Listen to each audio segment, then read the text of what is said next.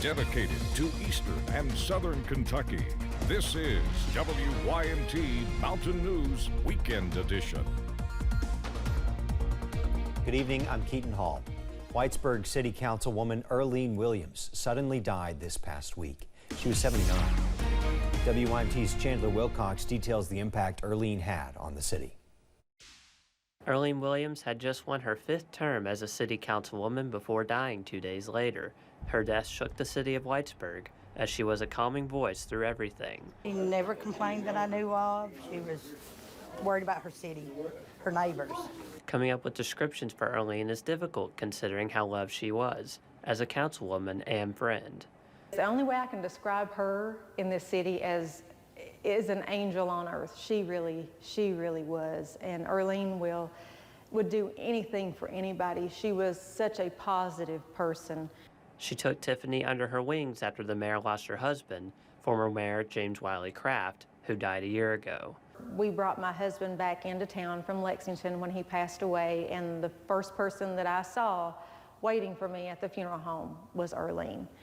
Arlene and Tiffany both followed the footsteps of their husbands after they died, giving them an unshakable bond. And there's been many a time that she and I have sat and we've chatted, we've laughed, and we've cried, and she's always been there for me. There have not been discussions as for who could replace Arlene in her spot as councilwoman out of respect for her, but officials in the city say her legacy will continue to live on forever. In Whitesburg, Chandler Wilcox, WYMT Mountain News. Arlene Williams is survived by her 2 daughters, Nikki Bowling and Wendy Little. Fire departments in the Big Sandy gathered at the Salyersville Fire Department for live training this afternoon. The Kentucky Fire Commission held state fire rescue trainings throughout the week in several counties, with their last stop in Magoffin County today. Salyersville Fire Chief Paul Howard says these trainings are important to his department to enhance their skills and knowledge with hands-on learning rather than with a PowerPoint presentation. You can sit and watch on a screen all day until you put the hands on and know your mistakes and your positivities of it. You're not going to improve. PowerPoint, I call it death by PowerPoint, sitting in a room or watching something that's not going to train you anything. Howard also added that these trainings help his firefighters learn how to keep themselves safe while also learning to keep the community safe. Even though we have received some rain and the temperatures are starting to drop, Mount Vernon Fire Department officials are reminding folks that we still are in wildfire season. All outdoor burning between 6 a.m. and 6 p.m. is still prohibited. That's until December 15th. Burning is allowed after that 6 p.m. only, and even then, you must not be within 150 feet of woodland or brushland and must take all precautions to make sure your fire doesn't spread. Officials say you can face criminal charges and/or fines.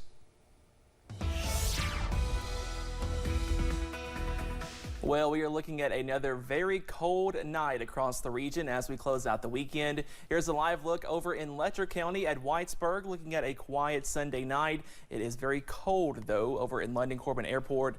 Same story, also looking at quiet conditions tonight. Current temperature at 32 degrees. We are sitting at freezing right now over at the airport. And temperatures across the country, many people are looking at below freezing temperatures at this hour. A major cool down for much of the nation as we start our new work week, and closer to home, most of us in the lower 30s, a few upper 20s, 28 for Wise, 32 over in Pikeville, 30 for Clintwood, and 32 also for Somerset and Jackson.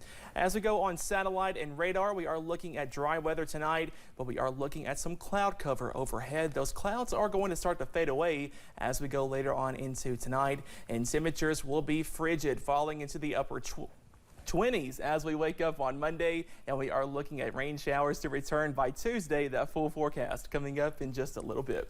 Keaton? Weather surprised me too, Cameron. Thank you.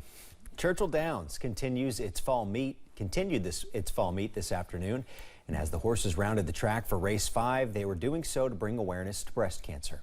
Today was Horses and Hope Pink Race Day at the Homestretch Club. Governor Andy Beshear, his wife Brittany, former Governor Steve Beshear and his wife Jane were there. Several survivors were honored in the winner's circle to present a special blanket to the winning jockey and owner. The Horses and Hope Pink Race Day has been going on since 2008. Some folks in Wise County were treated to a free meal today, courtesy of the Health Wagon. With the help of a generous donor, they were able to provide over 200 meals to families just ahead of Thanksgiving. Health Wagon officials say the donor purchased all the items, packed all the meals, and helped hand them out. Well, if you've been grocery shopping lately, you've probably noticed that food prices are still going up. According to the Bureau of Labor Statistics, food was 0.6% more expensive in the month of October compared to just the month of September. That is a slower pace than earlier this year, but adds to already significant increases. Since the beginning of the year, grocery prices have jumped 12.4%. Extreme heat, drought, and deadly avian flu have hurt crops and impacted the supply of turkeys and eggs. The biggest price increases were seen in the dairy aisle. Throughout the year, eggs jumped a whopping 34%, butter jumped nearly 27%.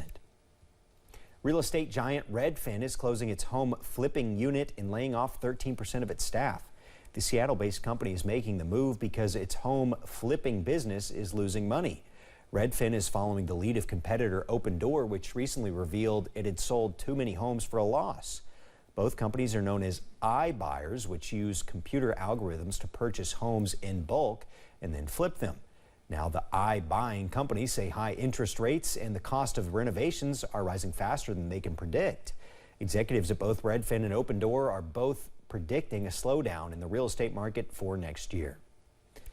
Well, if you're looking to buy a home now or soon, there's no need to despair. Despite some tough market conditions, home prices are only now beginning to ease off of the all-time highs that were hit during the pandemic. On top of that, inventory of available homes is still tight and mortgage rates are around 7%. If you can afford to buy now, though, go ahead and take out a fixed mortgage with the hope that you can refinance at a lower rate in a year or two. Adjustable rate loans also offer a short-term solution with lower rates to start. Another tip, if you have more cash on hand, pay more upfront to buy down your mortgage rate. There's new chaos in the world of cryptocurrency. FTX shocked investors by declaring bankruptcy this week.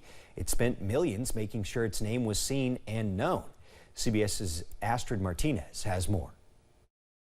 The impact of the FTX collapse has been immediate and extensive. FTX is the safest and easiest way to buy and sell crypto. The cryptocurrency empire had made a number of expensive sports-related investments, including with Major League Baseball, whose umpires wear the company's logo.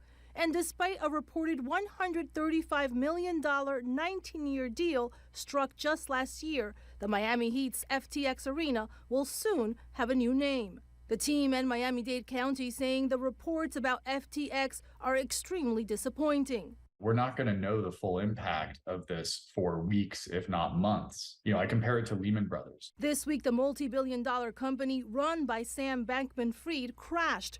The company filed for Chapter 11 bankruptcy Friday, with Bankman-Fried issuing a mea culpa on Twitter. Today, U.S. Treasury Secretary Janet Yellen told Bloomberg that she's convinced this sector demands very careful regulation.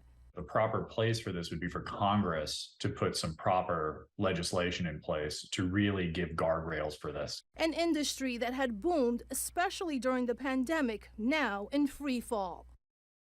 FTX put out a statement today saying it was investigating unauthorized transactions flowing from its accounts. Astrid Martinez, CBS News, New York.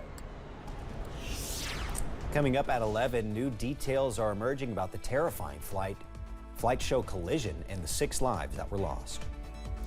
Plus, we are dry tonight, but showers look to return as early as Tuesday. I have that full forecast coming up.